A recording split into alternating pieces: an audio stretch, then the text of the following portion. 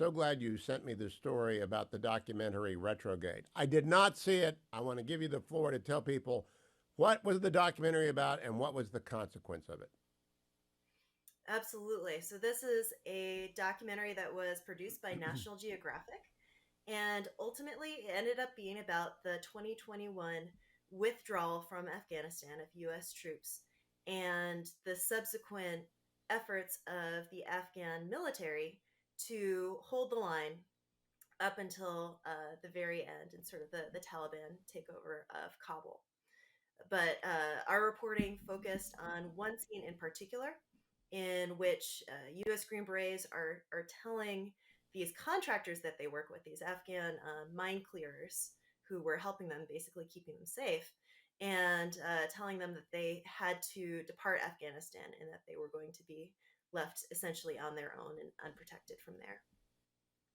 Now, the story about the film focuses on a 21-year-old IED genie, someone working with U.S. forces, special and otherwise, to identify and remove before they could kill improvised explosive devices. What happened to this 21-year-old Hope? Yes, the Green Berets called him Justin Bieber. That's the name that we used for him in the story because he was very striking looking, had shiny hair, and was apparently very, very good at getting rid of these IEDs. And the story came to me when I learned that this young man had been targeted and beaten and tortured and eventually died as a result of his treatment at the hands of the Taliban. And very specifically, according to multiple sources that we were able to verify, we found out that it was because of his appearance in this documentary, or at least that's what the Taliban said. They said you were in this movie, and that's why we came after you, essentially. Now, Hope, the American people generally think that the Taliban are dummies and that they're primitives. And while there are a lot of primitives who are dummies in the Taliban, the two doesn't mean that there aren't technically savvy or at least internet connected Taliban who are charged with going through every frame of every documentary to identify every Afghan who helped the American military for 20 years. Is that fair to say? I think a lot of people underestimate how connected, how online organizations like the Taliban are. I've often heard it said that you might not have a car, you might not have electricity, but you have a smartphone. And in this case, the critical clip of the documentary that we focus on circulated in Afghanistan on TikTok. How many people even know that the Taliban are looking at what's on TikTok? But this essentially opens up a whole world of just how these guys are operating and the methods that they're using to track down the people that they see as their enemies. And those are the people who are our allies who helped us in the war. So there are a couple of lessons here. One is if you're making a film, do not unblur the faces of the Afghans who got left behind. And the second lesson is a lot of Afghans got left behind. Do we have any knowledge about how many SIV eligible people were left behind, Hope? Yes, the number is constantly changing. It's still above 10,000.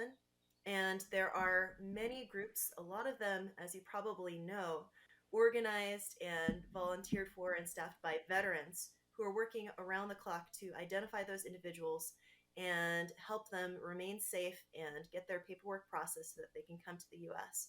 But right now, it's taking upwards of a year, more than 406 days, to process each of these visas from beginning to end. And that's a long time to be vulnerable and to know that the Taliban is searching for you and tracking you down and trying to kill you. Hope, how do they run a visa application that avoids the scrutiny of the Taliban? I don't know how one fills out a visa application with any security if you're in Afghanistan and want to get out without tipping the Taliban that you're a target. It's very, very difficult. Of course, you need to be able to get your paperwork safely to the U.S. consulate for processing. There are many forms of verification. I have heard from multiple sources that even if you have affidavits from top U.S. generals, that doesn't always do the trick to clear you in that sort of initial stage. I think best practice right now is to try to find somewhere other than Afghanistan to wait once your paperwork is in the system and processing. But of course, not everyone has the resources to leave the country and to go to somewhere comparatively safer. And that's a big problem, especially with Afghans with big families, which I would many of them think have. they'd have to go to Pakistan or Tajikistan. Hope they're not going to go to Iran and say, "Help me get to America," but they might have a shot. Which consulate are we talking about? Is there one over the border in Pakistan? Is there one in Tajikistan they can get to? The hubs have changed from time to time. A while back, I was actually doing some volunteer work. This was closer to 2021 to help uh, sort the paperwork and put together sort of lists for the organizations making decisions as far as who merited extraction. So it's changed, especially after the embassy in Kabul closed. But it's sometimes it's been as far away, I think, as China, who's the point person, so to speak. Hope, tell me something about the scale of concern at the State Department. Do they even care about these 10,000 people? We heard so many lies at the time of the collapse about what was done and what wasn't done and who was at fault and who wasn't at fault. And books have been written and movies have been made, sometimes to the great detriment of the people they're trying to showcase. But does anyone at the State Department worry about this? Absolutely. This was a question that I've had many, many times over years of covering this issue because, as I'm sure you know, this didn't just start in 2021. Uh, the efforts in the process to get interpreters and U.S. allies from Iraq and Afghanistan safely back to the U.S. predated the end of these wars, and it has always had backlogs and problems. And my question has always been there's so much goodwill, there's so much interest. There are members of Congress who served in the military, there are people in the State Department who care about this deeply. Why is this not easier? And I think essentially it's two things. There's the just sludge of bureaucracy that moves so very slowly, and there are security concerns and this sort of feeling that the concerns of the American people about, are we letting in somebody who's going to present a violent threat later on, that becomes paramount and in fact may be outsized in terms of who these people are and our duty You to know what protect doesn't them. make any sense to me, Hope Sec, is that between 10 and 20 million people have crossed into the country without permission on the southern border in the last 3.5 years. We don't have that concern down there. I just, I would say the burden of proof on the applicant would be very, very low, but it appears to be very, very high.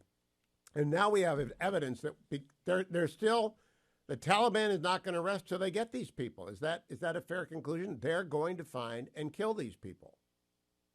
Absolutely. The Taliban has always said, in regards to the American people, you have the watches and we have the time. They're still there.